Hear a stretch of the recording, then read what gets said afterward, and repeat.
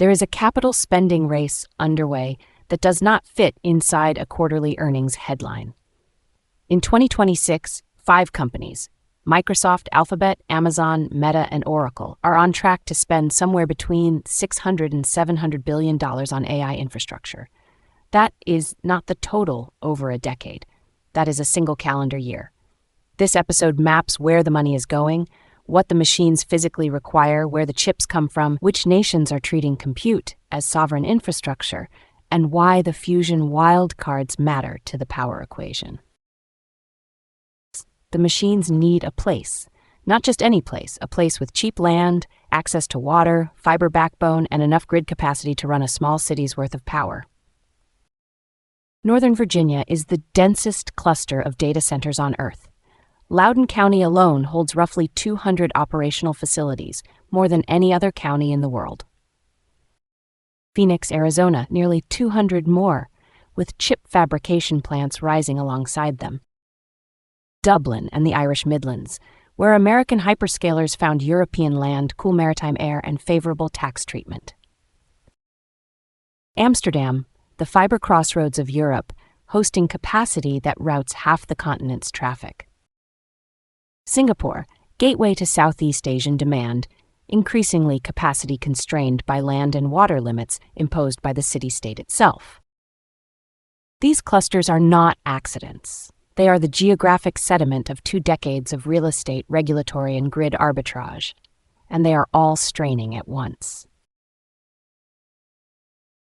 Data center electricity use surged 17% in 2025.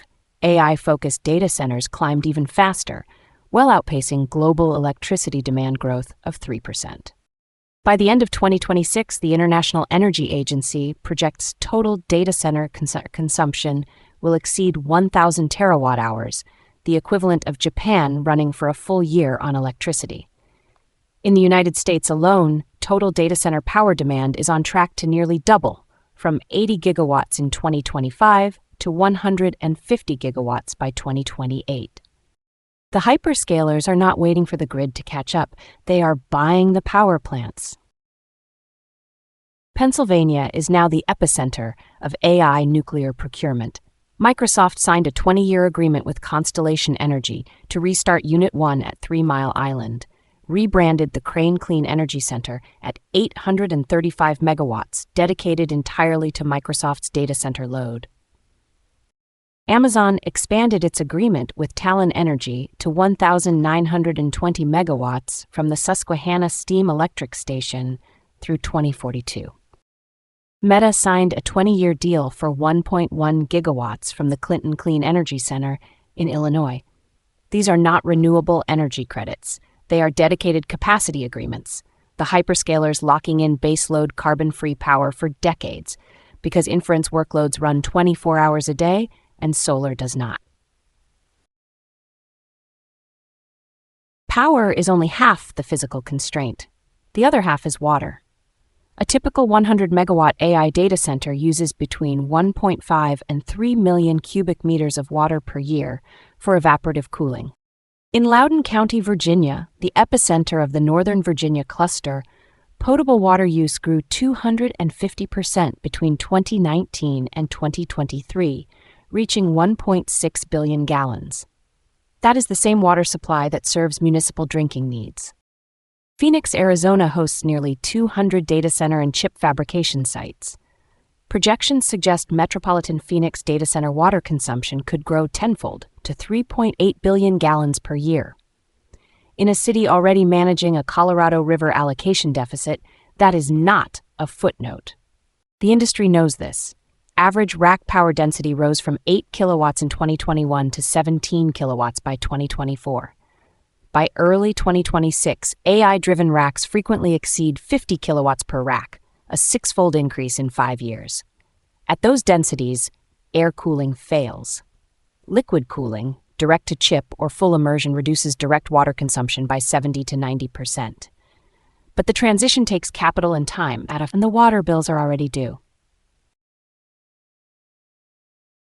Every GPU that powers an AI cluster begins here. Taiwan Semiconductor Manufacturing Company fabricates the silicon wafers for NVIDIA's Blackwell line on its N4 process node. NVIDIA holds over 70% of TSMC's CoWoS advanced packaging capacity, the bonding technology that stacks GPU die and high-bandwidth memory into a single compute module. CoWoS lines ran at full saturation through 2025. Meaningful capacity relief is not expected until the second half of 2026. The memory stack comes from a different country. SK Hynix in South Korea produces the HBM3e high-bandwidth memory that bonds to every Blackwell chip. Samsung raised HBM3e supply prices nearly 20% for 2026 contracts, reflecting demand pressure across the entire stack. Final assembly of the GB200 superchip, the server rack that anchors hyperscaler AI clusters, is happening in Guadalajara, Mexico, where Foxconn is building the world's largest GB200 assembly facility. The Taiwan Strait is the most consequential choke point in the global AI supply chain. A disruption to TSMC production through conflict, natural disaster, or political closure does not merely affect chip prices. It halts the production of every advanced GPU on the planet for months to years. The hyperscalers know this. TSMC's Arizona fabs are beginning N4 production, and NVIDIA is now producing its first US-made Blackwell wafers there. But those chips still travel back to Taiwan for final CoWoS packaging. The decoupling is partial. The exposure is real. The race for AI compute is no longer only a corporate story. It is becoming a state story. The UAE is constructing a 5-gigawatt AI campus, 10 square miles of infrastructure, the largest AI facility outside the United States. Microsoft has committed $15.2 billion to UAE investment through 2029. Saudi Arabia's sovereign AI firm HUMAIN, backed by over $100 billion in planned investment from the Public Investment Fund, is targeting 11 data centers with a combined capacity of 2,200 megawatts, with a roadmap to 6 gigawatts by 2034. 2 large campuses are already under construction. Reliance Industries is constructing a 1-gigawatt data center in Gujarat, India, powered by NVIDIA Blackwell processors, at an estimated investment of $20 to $30 billion. McKinsey projects global demand for data center capacity will reach 220 gigawatts by 2030. AI workloads alone are expected to account for 156 gigawatts of that figure, up from 44 gigawatts in 2025. The nations that secure compute capacity in this decade are positioning themselves for a structural advantage in every intelligence-intensive domain that follows. If the power equation has a long-run structural solution, it is not gas plants or even conventional nuclear. It is fusion.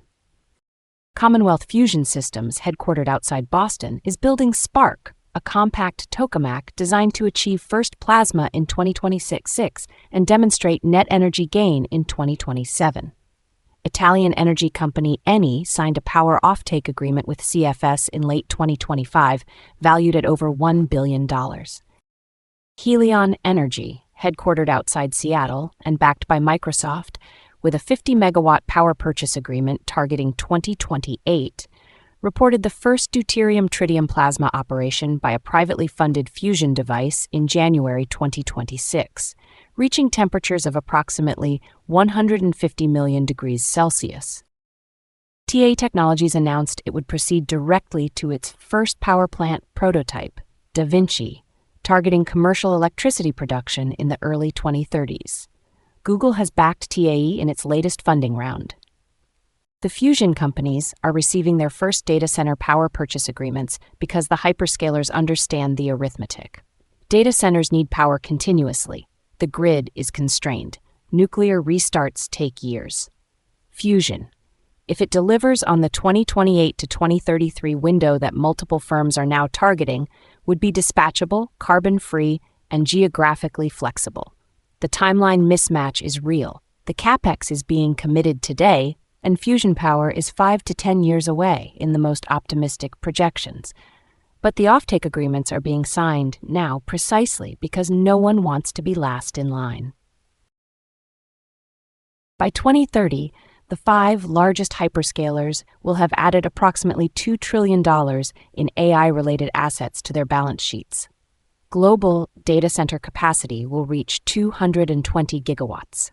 The machines will consume more electricity than entire G7 nations, pull water from aquifers across 3 continents, and depend on a supply chain that runs through one island in the Taiwan Strait.